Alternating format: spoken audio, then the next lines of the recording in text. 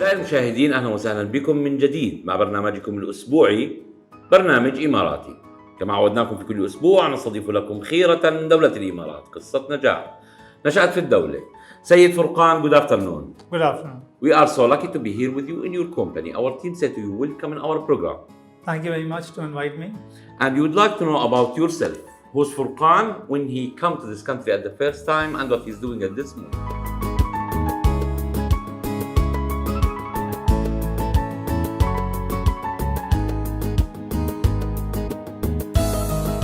4 years old when I came into this country. No. I've been schooled, born and brought up into this country. So a lot of people thank this country for their, for their business or for their opportunities. I thank them for my whole life. I have lived not in Pakistan but here most of my life. I did my schooling outside in London and in Pakistan. So I was only out for about 10-11 years while I was doing my education. I came back and I started my career in about 1998. Exactly 25 years ago, and this year I complete my 25 years of my business and employment career in this country. Alhamdulillah, I'm lucky and blessed to be here. Mr. Furqan, so the one who live in this country and you know how the country is growth and how it's now from scratch, right? So you start your own business first time in 2008 during a crisis. So you told me before the interview it was gambling and you find opportunity. So tell me about the opportunity that you find first. First of all, a lot of people, typically everybody starts with an employment, and after the employment, they basically go for a move to the business. And people always ask, which business makes money? And I keep telling people, money comes and goes. Do something that you love and you will never regret it. So my decision to get into my own business was not based on an opportunity, it was based on the fact that I had spent from 98 to 2008, 10 years in the employment of others. I liked it, I loved it, I learned so much from big companies I worked for like PwC, KPMG, Marjal Futtaim and Al Futtaim, and now it was time for me to venture on my own and learn. Now in that, you get good times, you get bad times. I mean, nobody knows when Corona will hit, nobody knows when a financial crisis will hit. But if you're enjoying the journey, then you should have no regrets in taking a decision based on what you want to do with your passion. So your passion is working? My passion is creating. Creating something new, creating an idea, and then making sure that that idea is based around people. So, people have a lot of things which are based on machines, on gadgets, on equipment, on anything else. I base my businesses around people because I love being involved with people.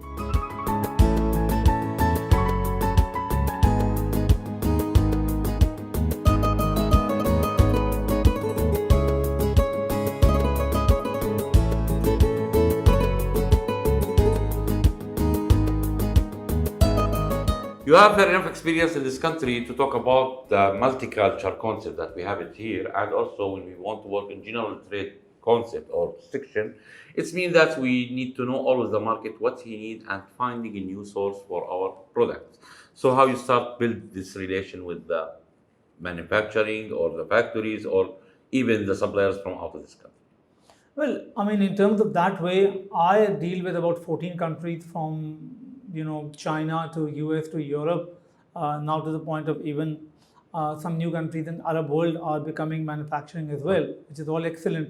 And in terms of employees, I think I must employ people from around 14 to 18 countries, no, maybe even more. I mean, wallahi, I have no idea. But companies like Emirates Airline and all that, they employ people from nearly over 100 countries. And this country is really a melting pot. And why is this country becoming a melting pot is only because of the reason that people in the world are looking for a place where they can be at peace and grow. Okay, growth does not always mean an upward growth. Growth can even mean mental growth, physical growth, financial growth, economic growth, families growth. I mean, why do people move to America to raise their children so that the children have a future? Why do people come over here just to get a more stable environment? And this country has been able to provide that. And you don't feel unwelcome wherever you are. From wherever you are in the world, this country welcomes you. And I'm always amazed at how small this country is on a global map and on how many topics you can see them being at the top. I mean, I am a very, very big researcher on the net. And you can think of any topic: health, nutrition, صح. aeronautical, biotech, AI. Any topic that comes up, Dubai or UAE as such will raise up the hand and say, we are involved in it. So living in this region, and also you learn many things from His Highness Sheikh Mohammed, for sure. His Highness that mentioned in his book that it's hard to be number one, but the hardest to stay on the same level. And he keeping Dubai or UAE to be always in the top. So you are follow this leader and you keep growing and keep yourself in the top. So how you keep always sustainable in the top? I mean, I look at all of these people, not Sheikh Mohammed, who is the leader, because I think one of the examples I think I've taken from him is that they say lead by example. Naam. Okay, the only way you can lead is by example. I mean, even if you look at the pace at which he walks, everybody has to keep up with him. I have been seeing him walk in City Center Dera in 1995 when the mall opened. First time he came to visit the mall and he walked the mall. And he was asking my boss, my managing director, about mall, how it works, how things like that. So from that time, his mind was always about what's the growth, how do things work. And everybody, from Sheikh Saeed, from Ahmed, everybody, all of these big guys who've been at the top of their companies for the past 25, 30 years. It's not a short duration. Emirates Airline was not made in a day. From I think 1998 till now, 25 years. Sheikh Ahmed bin Saeed has been the head of that company. Bin Sulaim, Al-Abbar, all of these people, they've grown these companies to global standards. They're not local companies, they're not regional companies, they are globally recognized companies. So to work in a country where these people are leading by example, it gives you a much more easier platform. So now we can find all your branches in all this country around. So tell me about the name of the companies that you have. Okay, so my career was in malls or Al Futtaim, which are multi-use, mixed-use development companies. No. This country is famous for real estate development, and that's what I grew in. So I formed a company which is at the back called Mcarthur and Company. This is a shopping center or retail company, and retail has three parts: you develop or advise, then you lease the mall, and then you manage the mall. So we are an expert in all these three areas. Then we help people build malls and build communities around retail. See, residential, commercial, everybody can build. Retail, they're very few. Not even 5% of the real estate being built in this country is retail. But you know every one of them. Who does not know Dubai Mall, Mall of the Emirates, Dubai Hills, Mercato? I mean, all of these malls are on the hearts and minds of people. And forget that, if you live in a community, you know your community mall. You know your Starbucks. You know your McDonald's. So to build retail is to build communities. That's what Mcarthur does. Other than that, I have a company called Spread, which is a retail company again. But for that, we manage brands and we bring exciting new brands to malls. And over the past 15 years, I have brought maybe over 50 brands to malls. And people and their opinion and their moods change. So products keep changing. You bring a product that is about slippers, fun slippers. People love buying slippers, and then they change, and now they want to buy Crocs. Then they want to buy Hawaiian or somebody else. Then we bought electronics. Electronics became very famous. Now electronics have become a life. Now our latest spread is into anti-aging cosmetics.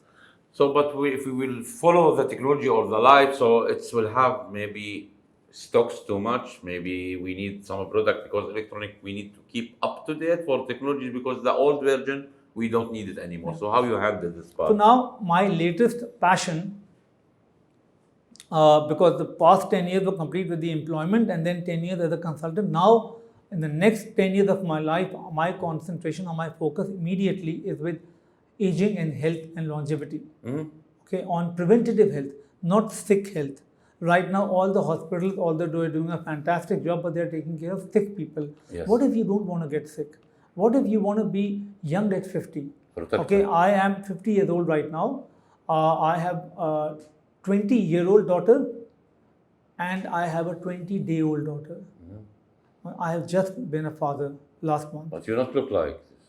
Well, I am above 50 right now. And my morning routine or so I started a journey in COVID. COVID was a good time. I started a journey where I wanted to be young, feel young and act young again. And I made it my life, and now I've made a company which is all about preventing and helping a communities build health, right? All my friends, I just offer them free blood tests. I get the consultation done, I give them nutrition plans, and basically now I'm collaborating with the number one company from UK called Longevity UK, and we're setting up a local division where basically we will provide health nutrition to everybody. You move to section organic or you move to section proteins? No, well, two different things. Organic means anything that is fresh and new. Yes. Protein is an element of food. So in your health, there are 6 pillars. Ah. Islam has 5 pillars. Health has 1 more. And funny, Islam and health and nutrition have one similar pillar, which is community. And the 6 pillars of health are, firstly, your nutrition, what you eat. It has to be good quality. It has to be nourishment to your body. Okay, it doesn't just have to fill your stomach. Then it's all about eating the right supplement, because your food does not provide you the detailed supplement anymore. You have to add on things. Okay. Then there is sleep. Sleep is so important that you can't even imagine how important it is. My whole day depends on how well I slept and how I woke up. Then it is about the community, your friends, your family, everybody else. Then it's about your exercise. Okay, exercise is a word which is used very commonly, but it is used incorrectly. The word that should be used is movement. Movement can be anything. You want to walk, you want to run, you want to lift weights, you want to do yoga, you want to do racquetball games, you can do anything as long as you include all of this in movement. Okay, and there should be enough variety. And the last is basically to take care of your stress level. Okay, stress can be controlled. We don't understand how powerful our mind and body is to be able to control stress.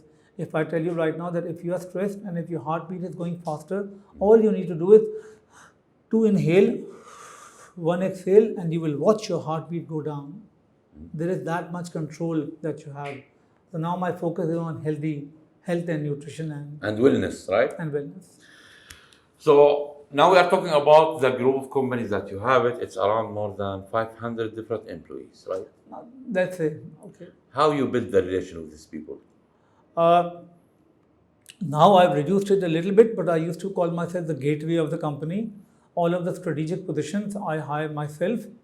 I meet people. I do not like doing any blind interview. I send people all the information about the company and all the bio about myself. And when they come in for an interview, if they have not done the homework, I tell them, you sent me your CV? Yes. You want me to read it? Yes. Why did you not read about the company? Why are you coming blind? So I make sure that people are aware of who they are joining, and they have to take ownership of the position that they are coming for. And then you have to build a partnership where everybody feels like they're a part owner of the company. Right. Okay, so ownership, accountability, responsibility. You have seen already that you've come in. I've got a 1,500, 2,000 feet office, but it's empty, completely empty. Why? Because I tell people, I don't care where you are. I don't care what time you come in, what time you go back home. I want you to deliver. Okay? Because when you come in the morning and you do not deliver, then you're useless for me. So I really believe a lot in ownership and accountability and responsibility. So you are a leader. Hopefully. And I believe that the word leader is a very responsible word. No, it's a word which is too commonly used. I'd rather call myself a mentor or a coach or an example. Okay. Leader is for big people. But this family, they need a coach, they need a leader that they follow to keep it growing. So you need to grow yourself and grow your managers in the company. Yeah. After that, the employees, they will get high. So I employ people who, if the situation was turned, I would love to work for them. Okay. This point, His Highness mentioned it, that it's hard to find someone to sit on the chair. So you find the best person to sit in the chair that he can be your eyes, right? What you are planning for future, Mr. Furqan? Health. I mean, my new businesses will all be health-based, and the health of my employees, the health of my family, my own health, the health of my community. Sheikh Hamdan, whenever, September, October comes, he just starts on his exercise and endurance activities, and just because you exercise or you move does not mean that you'll affect your business. So I'm going to start telling all my employees to incorporate health and wellness into their lives and make them feel mentally as strong as they want to be physically. Dubai, it's make care of a planet Earth, a planet Earth, right? So now we are waiting for COP28. Yeah. All the world, they will come to find solution to reduce the carbon to keep our earth is healthy. So what do you think that it will affect us now? If I tell you something right now, I don't know if I should say it. I'm on air. You can decide later. But can you imagine the biggest oil company in the region and in UAE is ADNOC? Mm-hmm. In Mcarthur company, we are working with ADNOC to build a flagship station that will have no petrol in it. ADNOC will have a station with no petrol. Only electric vehicles will come and charge. And they are going to go make that station completely self-sustaining. So that's the thinking of the government already. That everything they're doing is self-sustaining, renewable energy and all of that. They don't talk. They already have that that station already being launched right now. And just like that, the first 3D print of a house was done in the UAE. And there's so many other things being done right now. The first AI university of the world is being formed in Abu Dhabi in UAE. So there are a lot of things that Dubai and Abu Dhabi are doing for AI and biotech and technology, which will basically put them, you know, the biggest partnerships in the world right now with a company called OpenAI was just done recently in Abu Dhabi with the It's Abu not Dhabi from government. Sharjah University? No, it's from Abu Dhabi, huh? Abu Dhabi. I think G42 did the joint venture. G42 and OpenAI will become the biggest partner in the world. And that's again a launching platform for Abu Dhabi and UAE to, you know. So people shifting sometime for cryptocurrencies and they make big issues in the world. So what do you think about this part? Okay, so my philosophy, although I'm a finance background, I'm a chartered accountant, is I have never bought a share in my life. There are people who buy and sell shares, there are people who buy and sell cryptocurrencies, and there are people who buy and sell houses, right? I always believe that use whatever that item is for the use that it was made for. If you're buying a house, it's a house, it's not a commodity. Physical. It's it's not a commodity. Don't use a house to sell a house. Buy a house to live in it. Buy a house because you want someone else to live in it. If you buy a house because you want to sell it later on, then you're treating it like a commodity. Okay? If you buy cryptocurrency, not to trade products in it, not to buy and sell, but to buy and sell the currency itself, then you're letting the market decide what the price will be. Same is the case with share. If I buy share in a company that I have no involvement with, that I've never read any information about, and I wake up in the morning and the share has gone up and down, it has nothing to do with me. So I always believe that, you know, put your money and your effort where your brain is making an effort. Mr. Furqan, who built your character? Parents, religion, life, opportunities, challenges, how you talk to yourself. I talk to myself a lot. I probably go for about 2 hours of walk per day. Okay, I do about 20,000 steps of just walk per day. And all I do is I listen to podcasts of people who coach me and mentor me. In the end, I turn it off and then I talk to myself. How many percentage from your target you reach now? I look at targets like a horizon. You know, when you look at the sun, you're trying to walk towards the sun, but the distance between you and the sun never reduces. It always stays the same. So goals are not something that you set because you want to reach them. Goals are something you set which are so far away that you're always striving for them. In one of the words that is used by one of my mentors, it's called a moonshot. I always look for a moonshot. But always in every year, there's the one he put some plans, some points he need to reach. So how many percentage every year you pass from this points? Maybe 80-90%. 89. Maybe 80 to 90%. In some cases over 100%. But it always depends on people. I always believe that when people perform, something they're out of their hand. So you should look at what I always divide whatever result-wise can you do is controllable and uncontrollable. What is uncontrollable, don't fret over it. What is controllable, did you put in your effort or not? So there should be a rating. You know? Same like alpha, beta. Yeah.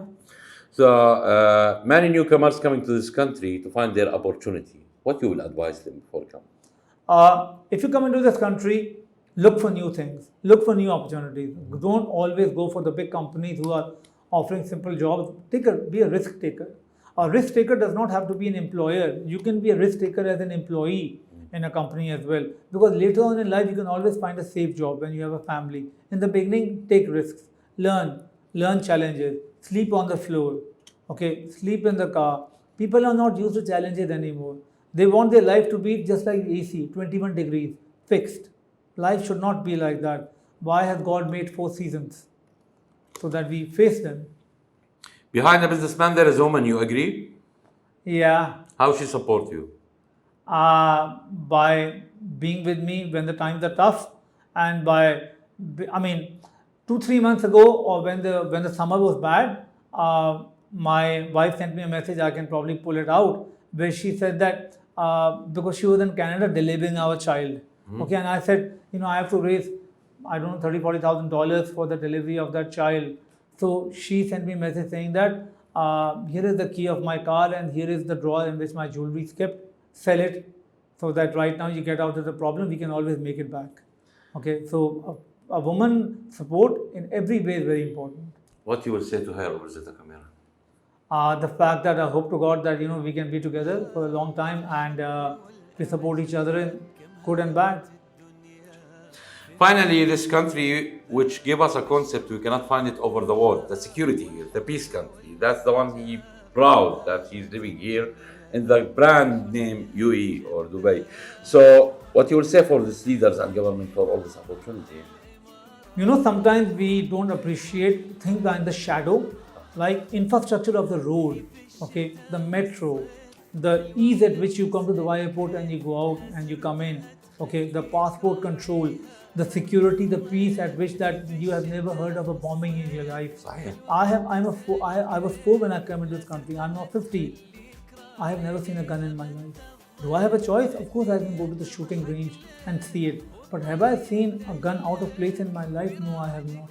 When I look at what people over here call shurta, I don't get afraid. I feel like, my God, there is someone to take care of us. Right? So peace and security and stability that the country provides forms the bubble in which everybody operates. And it's very important to have that stability. Mr. Furqan, Emirati team say to you again, welcome in our program, and thank you for this time that you spent it with us. Thank you very much for the opportunity again, and hopefully there will be other people like me who can contribute. Inshallah.